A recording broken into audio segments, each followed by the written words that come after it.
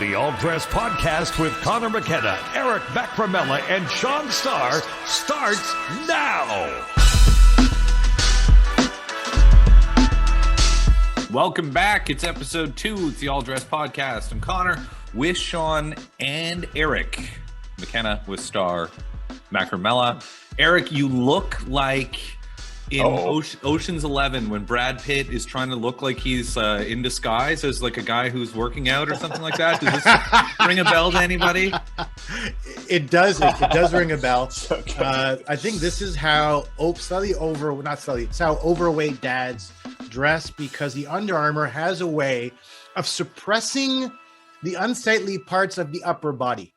Okay, so it's like it's the equivalent of a male, I guess, a sort of a girdle. I guess it's more like the man zero, the bro, but it's very flattening, which is really nice.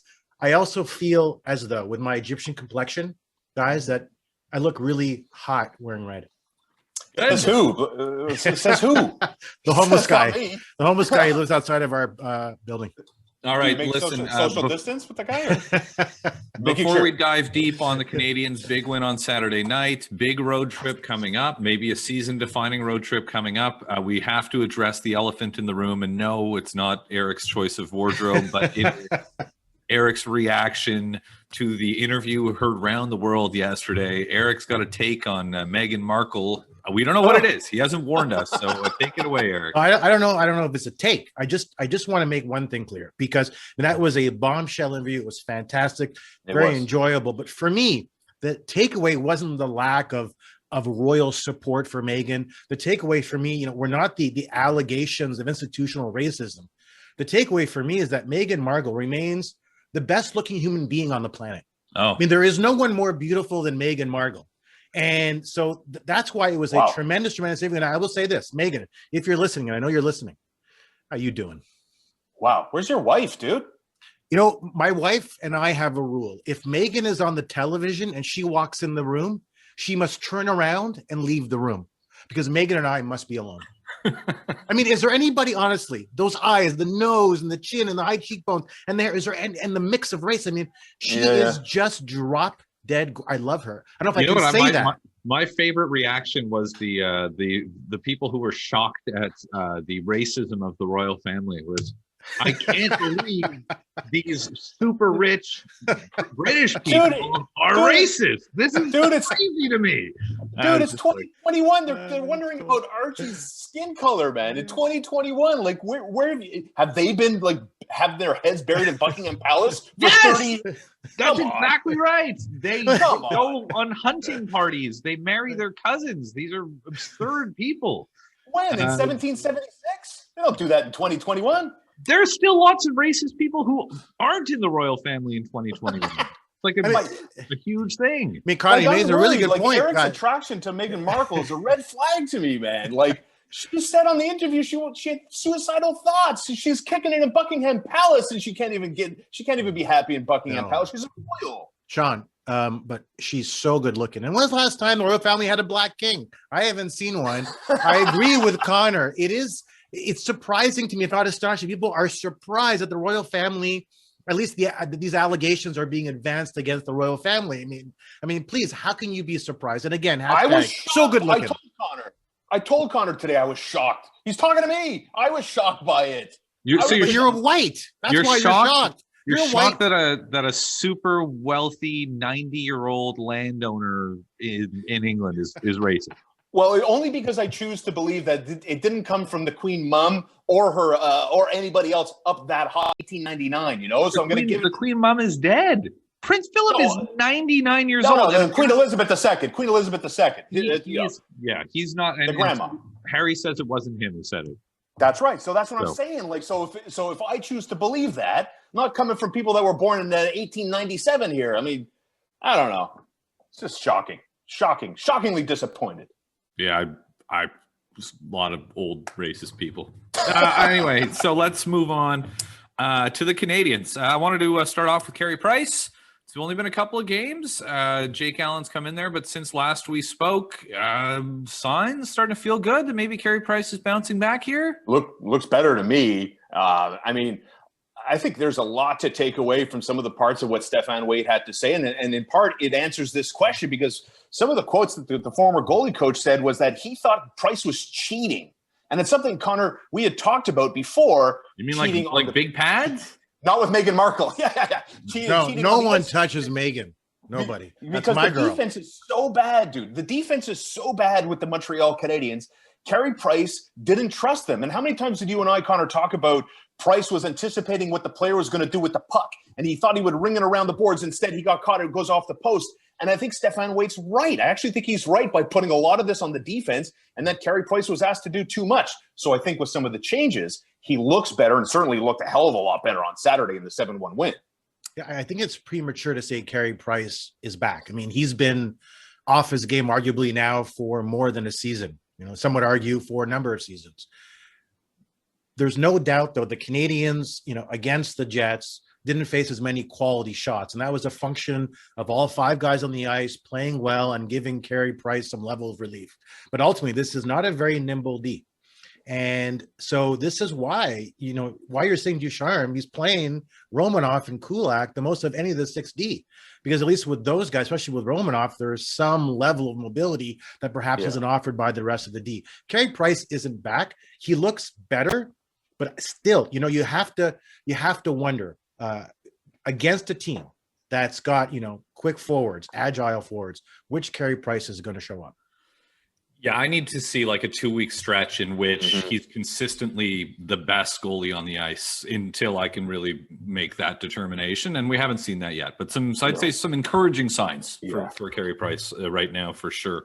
The other thing that a lot of people are talking about after the Canadiens win on Saturday is the role of Jesperi Kotkaniemi on a couple of different levels. New line mates, Toffoli, less of a new line mate to him, a guy he's played with before, but Toffoli on one side, Josh Anderson on the other. Usage on the power play where he looks like somebody who can really help this team and give them a different look, something that we haven't seen before. So next up is Jesperi Kotkaniemi. How are we feeling today about Kotkaniemi, and does the fact that he looked as good as he did with these line mates make you more excited about the possibility of him being a positive contributor, a difference maker even for this team going forward? I think you're seeing with the younger players who feel as though Coach Ducharme has confidence in them. And when you're a young player and the coach tells you, I trust you enough to play with our 2 best wingers in Anderson and Toffoli, such a vote of confidence that you see players under those circumstances, particularly younger players, perform better. And Kotkaniemi was phenomenal in the faceoff circle. He looked great against the Jets. Sean, I loved what I saw with him. I love that line. It is a very difficult line to shut down because they have skill, they have size, and they have finish plus a finished player. It's interesting, Tyler Toffoli, like he's bounced up and down every line. And I think Jesperi Kotkaniemi on Saturday night clearly benefited from having both of those spark plugs, because I do think that there's an element of Brendan Gallagher and Josh Anderson's game. And by that, I mean, put Anderson on a line, chances are it's going to get going in a hurry. So I think it's beneficial in so many different ways for the 20-year-old centerman on that line, because not only does he benefit from having, I think, the most rugged power forward on the Montreal Canadiens, it's not even close. And he also can look at that and say, you know what? Maybe that's my future. Maybe that's who I can be. Maybe I can look at that guy, look at that frame, look how he's built, look how he plays. I mean, when Josh Anderson's there, this guy is steady, and he doesn't seem to me in the again, it's still somewhat of a small sample size anyway, that he doesn't have an off switch. I really, really like the energy, and I think that type of stuff is extremely contagious and very easy to follow for Kotkaniemi. So I want to think that Ducharme sees it that way and is going to keep these guys together. Like Connor was saying about Carey Price, I want to put the same kind of expectation on Jesperi Kotkaniemi and Josh Anderson. I want to see that for 4 or 5 games, maybe for the duration of this 6-game road trip that starts tonight in Vancouver. Connor and Sean, no defenseman is safe to Josh Anderson bearing down on them. What he is, he's more than just consistent. This guy is a one-man wrecking crew. He creates space on the ice. And with a young centerman like Kotkaniemi, I think it provides him with a bit more time to sort of craft those plays that he wants to craft. And on top of that, Josh Anderson just adds an element. as far as being a winger in the NHL, just a forward that you just don't see very much. I mean, he is so skilled. He's so quick. He's so fast. He's so strong, and he can finish. He's such a joy to watch as a hack. We haven't had this since I don't know when. I mean, it's so much fun to watch Josh Anderson play. And I'll tell you the other thing, and I think Ducharme touched on this after the team's 7-1 win against Winnipeg on Saturday night. And I think it's a breath of fresh air. And I think it's another indictment on Claude Julien and the coaching staff when they were here, bogging down with the rules and how rigid everything was. The quote from Ducharme that really struck me as interesting when he talked about line matching. And he's not a big fan, doesn't always look at line matching. You know, we talk so often about, well, home change, you got the last change because you're on home ice, and you want to make sure you have the right personnel. I think it's a completely different topic when you're dealing with forwards and defensemen. Defensemen, I think, is a stronger argument to mix and match. But why not be the team that dictates what's going to go on here? You know, like if Dominic Ducharme looks at the Toffoli, Kotkaniemi, and Josh Anderson line, I mean, put that line out there with confidence, regardless of who they're going to be matching up against. Like, have confidence in the belief in your trio that those are going to be the guys that force the issue, not the other way around. And I think that happened way too often under Claude Julien. Two things. First, I love my lats in this shirt. I think my lats look fantastic. I've never looked strong, particularly with a strong, manly, testosterone-filled beard. The other thing is, what I love about Ducharme, Sean, I think you kind of spoke to it, is that he is expressing to the players that I have faith in you. And the way that you have played, the kinds of player you can be, I have faith in how you play. And that confidence is such an intangible, but it matters so much. And you're seeing the young players benefit from that kind of messaging. I love the lines. I love his approach. And Connor, it's not just a situation where I'm sort of comparing him to Julien because I wasn't happy with him. And I'm saying, he's successful because he's different. I just see a different team culture that is beginning to materialize. And that makes me feel optimistic. It's a good way to feel, especially after the month of February that the Canadiens fans just had, is that if you look at it as a season of months, it's amazing how January was what January was, February was what February was, and now it seems that March is also a completely different month to what the other two have been, which is a nice thing. You know what I think about? I think about is tandems. I think successful teams, more than lines, have tandems. Yeah. And I think we're still trying to figure out who some of these tandems are for the Canadiens. But if what we saw on Saturday holds, perhaps Anderson Kotkaniemi can be one of those tandems. I wondered what it might look like having Anderson not playing with Drouin and Suzuki. But if Drouin and Suzuki are one of those tandems, and then Kotkaniemi and Anderson are one of those tandems. And Sean mentioned Toffoli's ability to slide up and down the lineup. He doesn't have to be a permanent fixture on that line, and so on and so forth, that you can sort of try different things, especially when it comes to that Tatar, the uncertainty with Tatar, the uncertainty with Danault. Is that even a tandem? Are both those guys going to be gone? There's some things that they're going to figure out here, and these things can change from year to year. They can change from game to game, but I'm a believer that successful teams, especially when it comes to defensemen too, pairings and tandems of guys that work together long term and build something, and that's something I'd like to see develop here. Maybe even starting on this road trip. You want contrast. You want contrast on the defense. You want contrast up front. I like what you're saying. I think clearly Suzuki and Drouin is definitely a thing. You want to believe Kotkaniemi and Anderson are going to be the two that take it to the next level and provide more depth and more scoring for the team.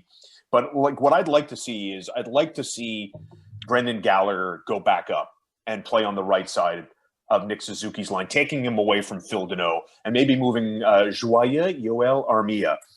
Because the other tandem I like is Corey Perry and Jake Evans. Corey Perry, to me, man, he is maybe one of the most unheralded kind of signings, I think, so far. I mean, he's just so consistent. I thoroughly enjoy watching him play, but putting Gallagher back up there with Suzuki and Drouin, follow that up with Kotkaniemi and Anderson, and I think you're starting to look at a pretty tough matchup, 1-2 punch style for Ducharme. Sean, I'm very upset that you said that. Sorry, Connor, I'm very upset. If you watch those two Gallagher goals against the Jets on the weekend, those goals were exclusively a function of amazing chemistry between those three guys. Passes behind the back, knowing where everybody was. Those goals don't happen unless you don't have three guys playing as one. And that's how those three guys on a good day, that's how they play. So take it back. No, Sorry, Okay. Under Armour shirt. Okay. Lat guy, please. I'm a right. lat guy. I appreciate that. Yeah, I think the Canadians need that line to be successful if they want to do anything this season. I don't think they really have a choice. They can try to come up with a plan, but I think that Tatar and Deneau are gonna have to be a part of any success that they have this season. And that line, we said it going into the year. I mean, you don't, and when they aren't producing, it's frustrating, and I don't really want to see as much of them as we do.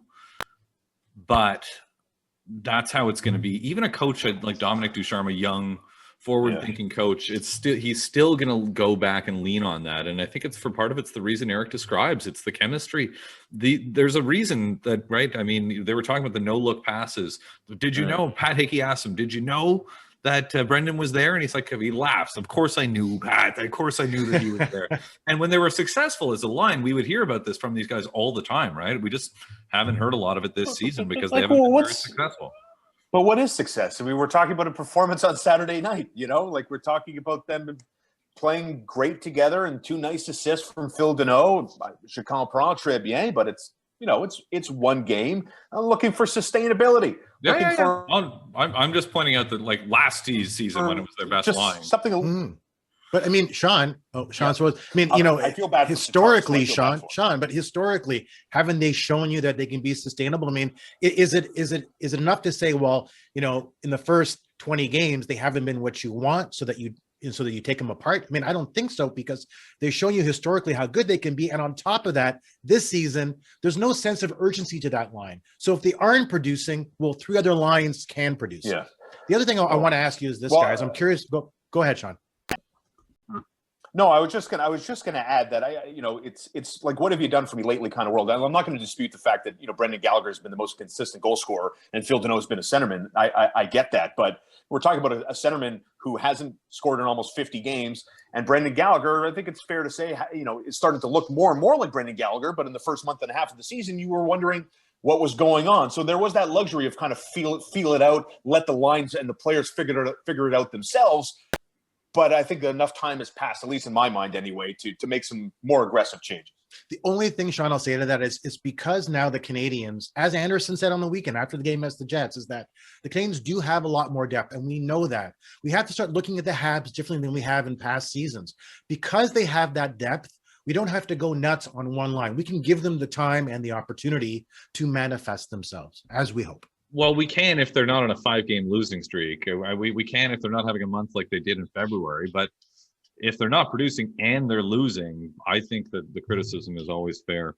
Let's move on to the Stephane Waite thing. You guys want to talk about the timing here. Now that we've learned more, we had Jonathan Bernier from the Journal de Montréal with the story on Friday. Melnick had Waite on his show on Friday afternoon as well. Stephane Waite revealing the story behind the firing and the timing of it. Now, I don't want to get this wrong, but it seems like the gist of it was Marc Bergevin came in and told him, he's like, listen, we got to do something. We got to get Carey Price going. Otherwise, I'm going to lose my job. So sorry, Stephane, but salut la visite. And that was the end of that. Is that an accurate assessment? It happened during the second intermission, I believe, of the game on, was it Wednesday? Tuesday. And Stephane Waite said in that game that Carey Price won, that even if Price made 75 saves, he was still losing his job anyway. Right? I mean, obviously, which fine, because if we found out that the reason he fired him was because of that game, it would be the most absurd thing any of us have ever heard. Okay, exactly. So Eric, you were saying last week when we spoke about this that you didn't like it, that you didn't like the timing, you didn't see why this had to happen in game. Sean, I know you're more on the who cares bandwagon. Let me hear from both you guys.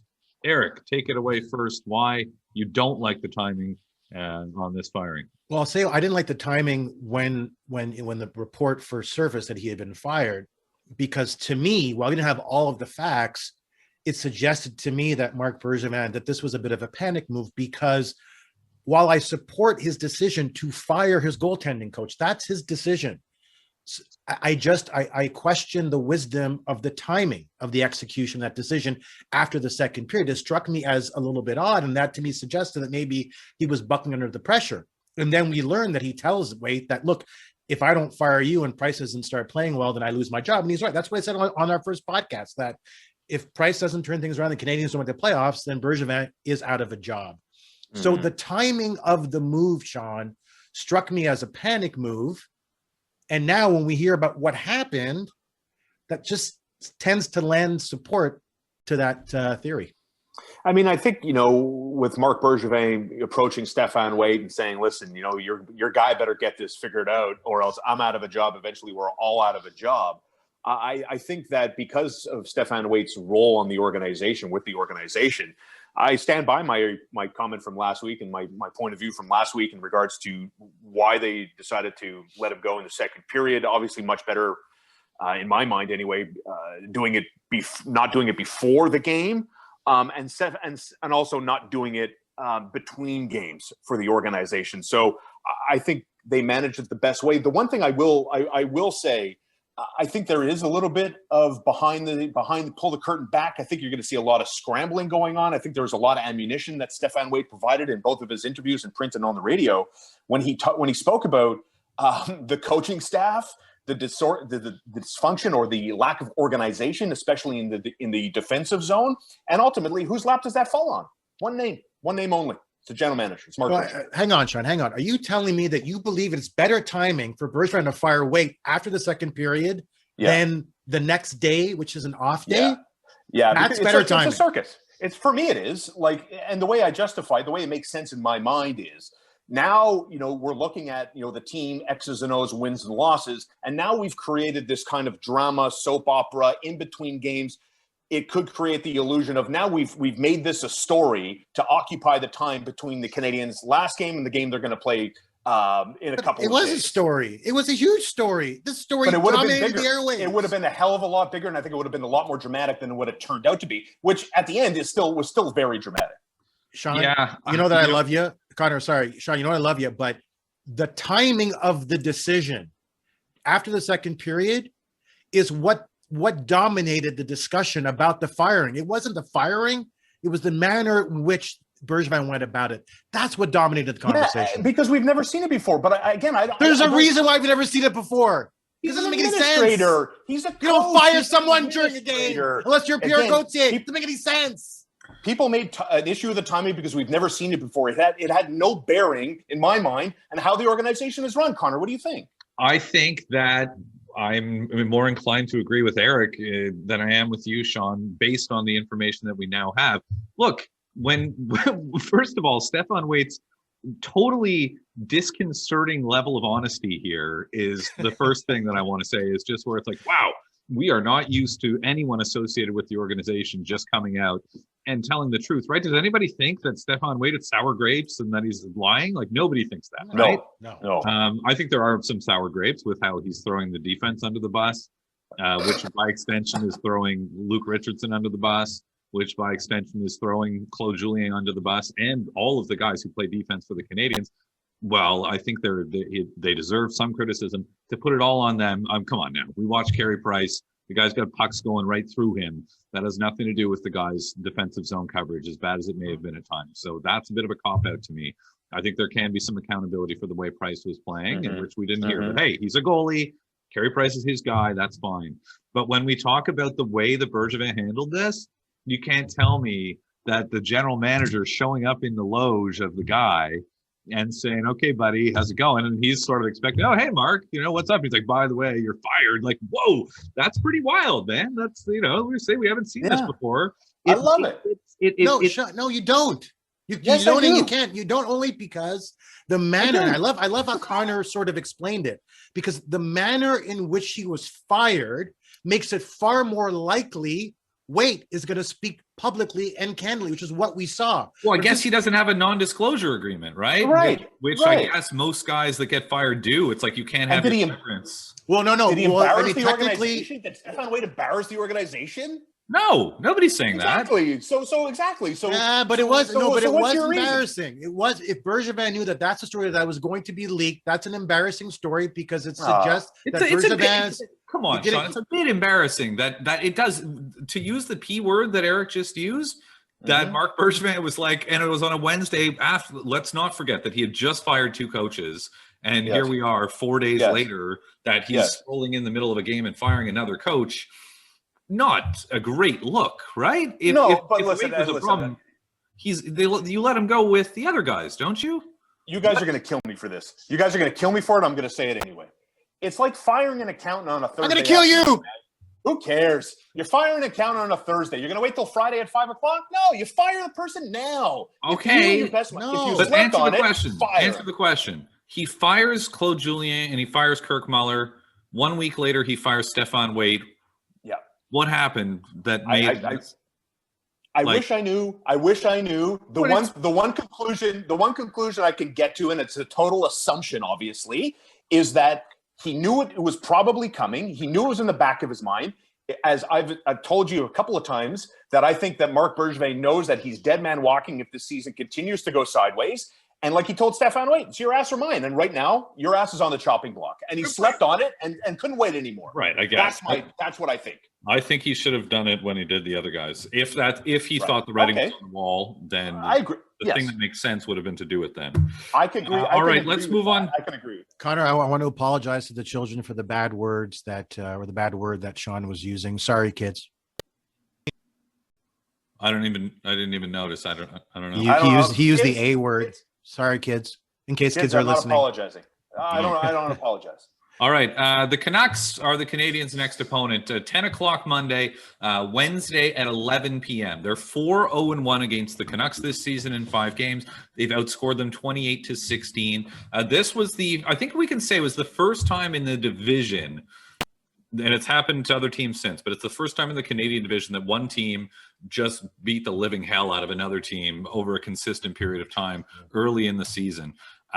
Is there any reason to think that this doesn't continue? It's been a month since they played them, right? Last game was, I think, Feb 2, and they haven't played them since then. Do you think things are going to look any different from the Canucks against the Canadiens this time around, this 2-game series? I'll jump in first, and I'm going to say the Canucks are in a world of hurt tonight. And the reason I think the Canucks are in a world of hurt tonight is because the version they saw against the Canadiens, as lethal as it was, the Canadiens are a completely different team. Like you just finished saying, when they beat them on Feb 2nd in a 4-1 final, Toffoli scored a pair. Of course he does. He's Tyler Toffoli playing Vancouver. That's what Tyler Toffoli does when he plays Vancouver. And now the Canadiens, with the new coaching staff, and apparently they're no longer rigid and they're not a static team anymore, the Canucks are getting a completely different version of the Canadiens than the one they saw 5 times already this season. So I think with that, on top of the Canadiens are already in their heads, I think Vancouver's in a world of trouble tonight.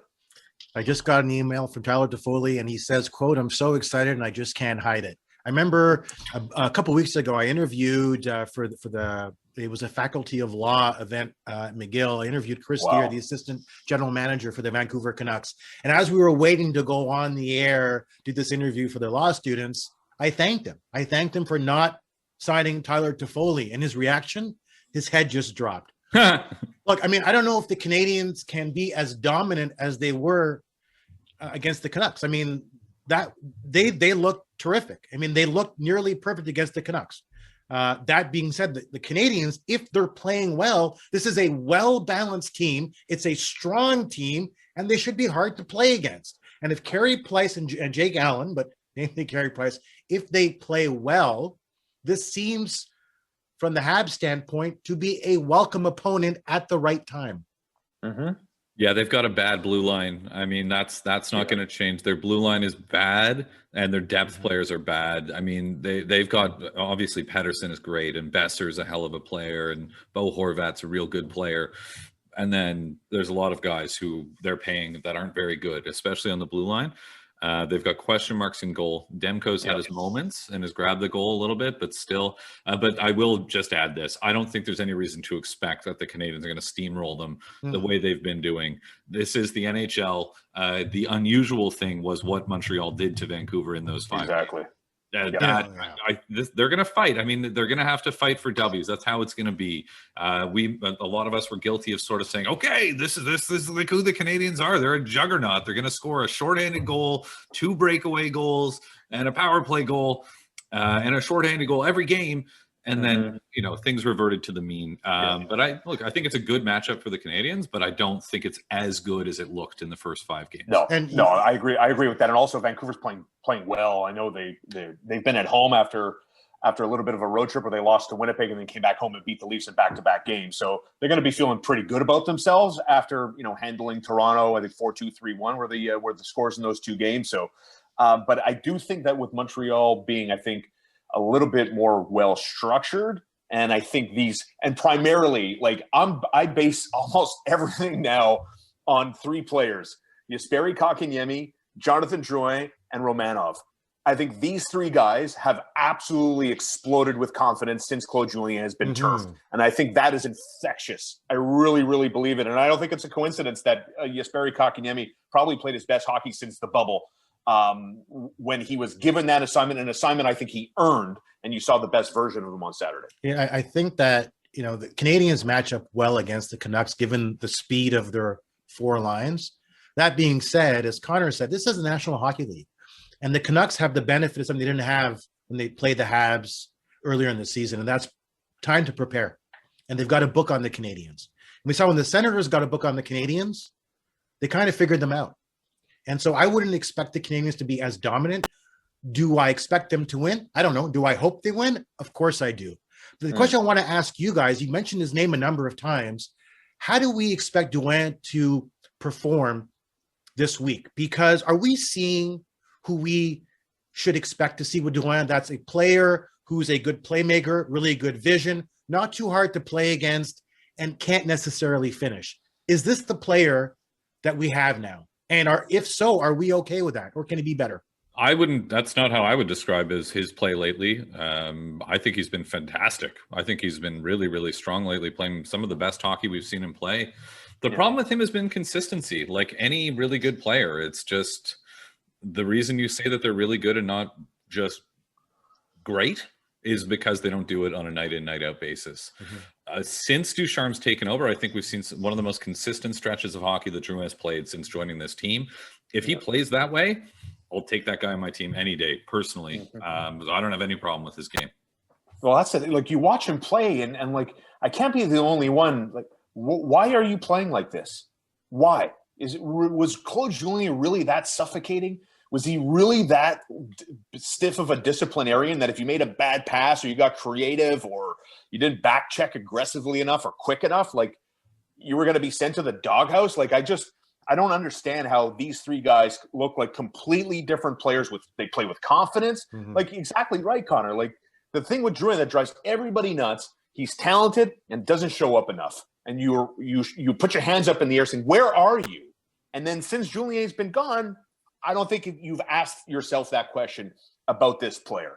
So I want to believe that he's arrived, and that with Nick Suzuki, this is going to be a tandem that could be dangerous for a while. But it's obviously, like, he's so on the radar now for the Canadiens, and to me, he is that guy that can make or break this team. I would certainly agree, Sean. He has that power. I would certainly agree that if he continues to play this way, it's becomes a bit easier to forget about Sergachev, I think, for sure.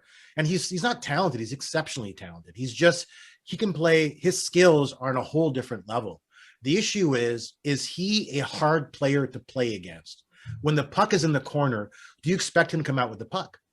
And while he performs well, I think the answer to that's typically no.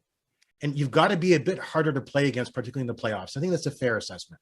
Maybe. I guess the thing is we have different definitions of what hard to play against means. Like, for me, a guy who can make a move and find an open teammate in a way that takes the defenseman who's on you completely out of the play, that sounds like a guy to me who's hard to play. Yeah, totally. But no, he's not a rough and tumble guy. There's no question. But I think there's room for both those. For sure. Mm-hmm. For sure. I'll tell you the one thing that is a bit concerning, and Dominic Ducharme hasn't done anything about it yet.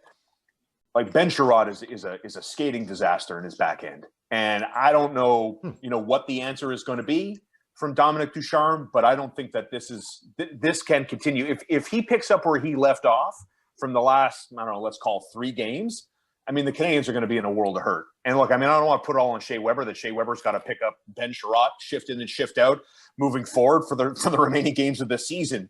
but I don't think there's a lot of room left on that leash. I don't think there should be a lot of room left on that leash because that tendon needs to be broken up. Sean, I just got an email from Meghan Markle. She says, Eric, you're right. I am beautiful. And by the way, I don't agree with Sean's assessment.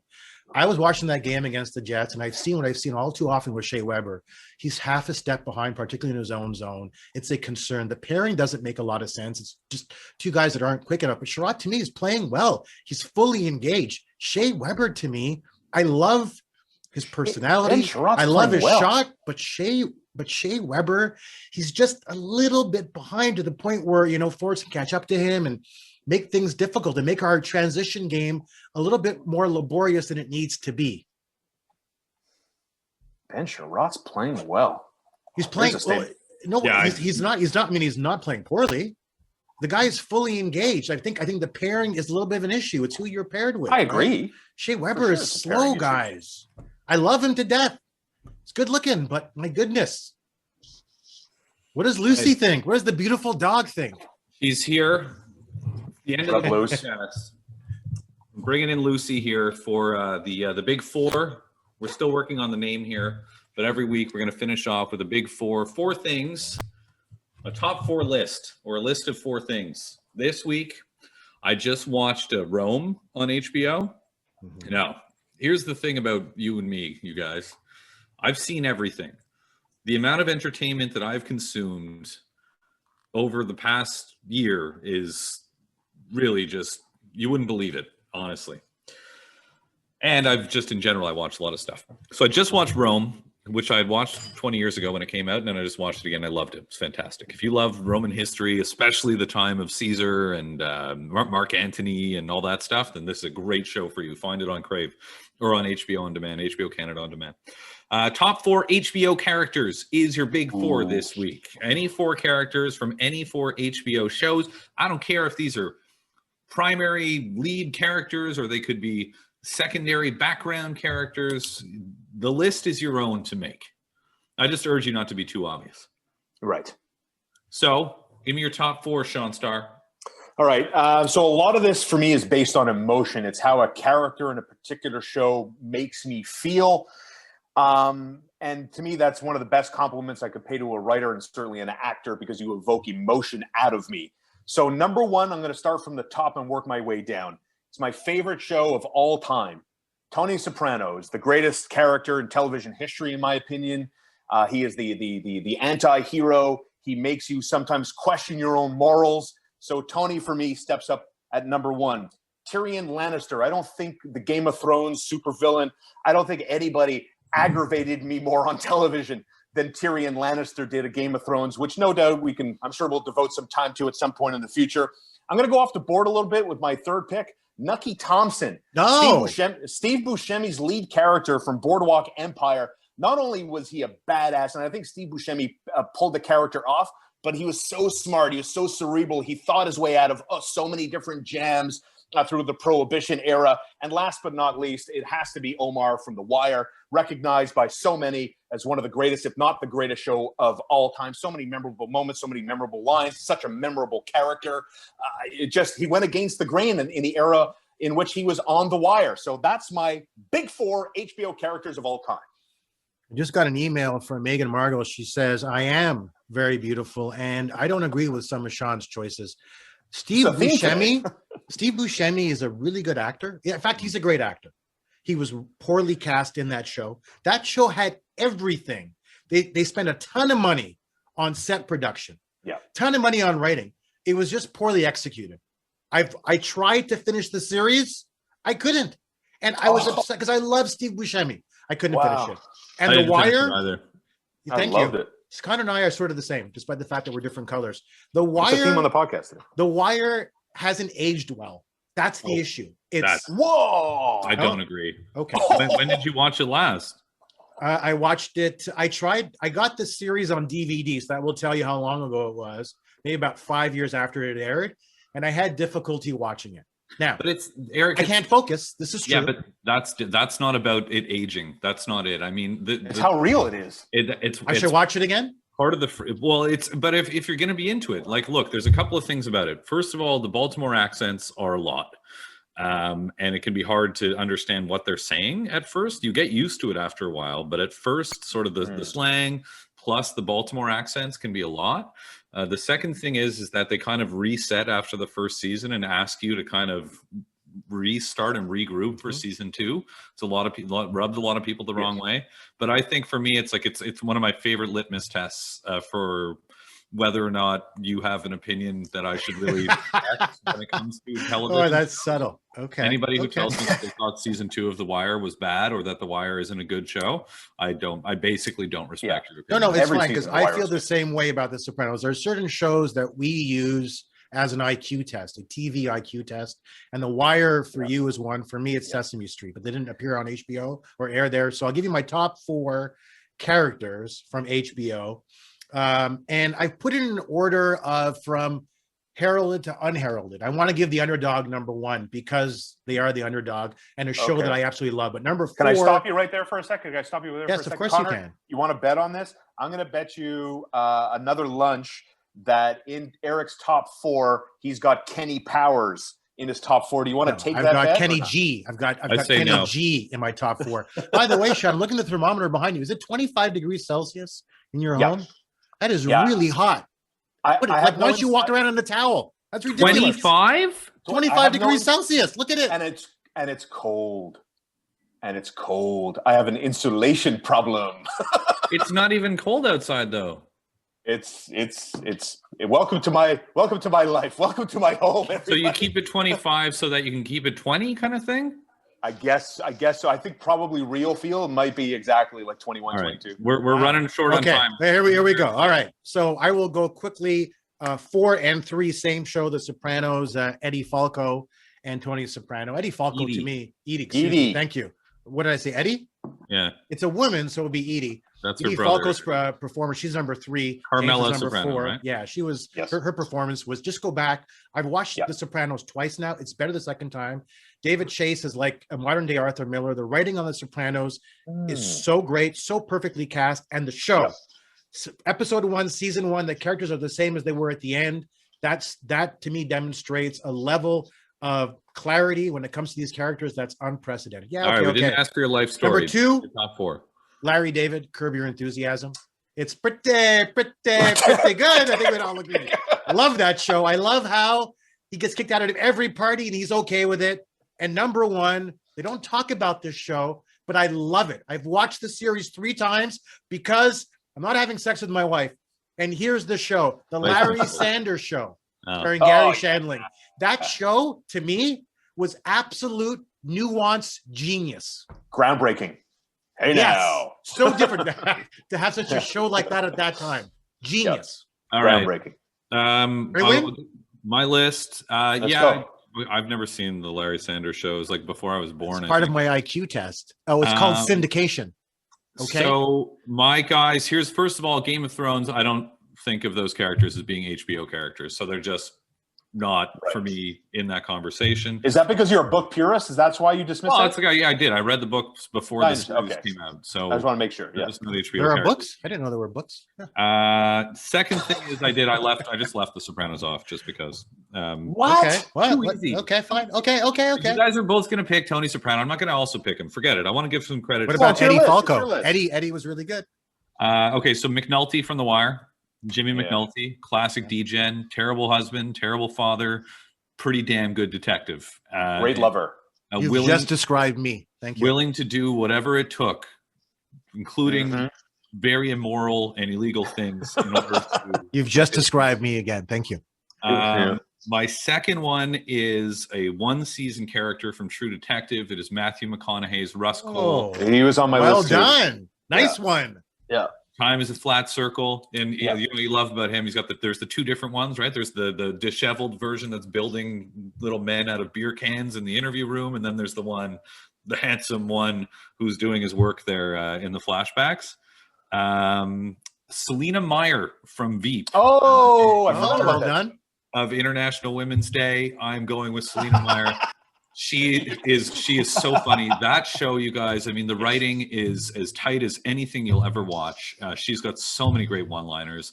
She's so mean to so many people. And I love Veep. I just think it's a great show. And my last one is from HBO, from Rome, that I just watched. It's Titus Pullo from Rome. Titus Pullo is the main character of Rome, who sort of ends up involved in all kinds of different things in ancient Rome, including starting a war that he doesn't get blamed for actually being the father of Julius Caesar's son with Cleopatra on the show, which again is something that gets lost to history. And I love that sort of fun blend of historical fiction. It's got great lines. He probably kills, like, in the 22 episodes of the show, he must kill 85 people or something like that. It's super gory. If you like that sort of thing, you ever wanted to know what it looks like when a guy gets stabbed with a sword right in the shoulder and the neck? Go ahead. Mm-hmm. And then they yank the sword out. And anyway, super violent, but I can get down. So those are my top 4. You know, it's amazing, isn't it, how HBO has not set a standard. They just set the bar when it comes to great, quote, television. I don't know if you can call it TV anymore, but really is outstanding work. You always said it's not TV, it's HBO. Yeah. So onwards to the West Coast. We'll be staying up till 2 a.m. watching these games. Shirley? Absolutely. Don't call me Shirley. And good stuff, guys. Another episode is in the bank. What's for supper tonight? I don't know. I'm home alone tonight. It's going to be something pathetic. Hey, Eric, what chef? Who's cooking for you? Who'd you hire? Ina Garten, Bobby Flay, Gordon Ramsay, Martin Samuelson. Who's coming over to cook for you? I believe today it's something out of the lobster tank. I'm pretty sure. So we will see. We have the kids to build character. We have them dive into the tank and grab our supper for us. I mean, they're 7 and 4 years old, but if you don't build character now, I mean, you really, that ship has sailed. Do they have elastics on the claws, the lobsters? It's octopus. Octopus? Yeah, so that's a lot more dangerous. Builds a lot more character. You're a strange man. All right, thanks. Please hit like, hit subscribe, and your feedback and your comments always greatly appreciated. We were blown away by the response to the first episode. It was amazing. And we're hoping we can keep it up. Anyway, I hope you enjoyed it, and we'll talk to you in a couple of days. Salut.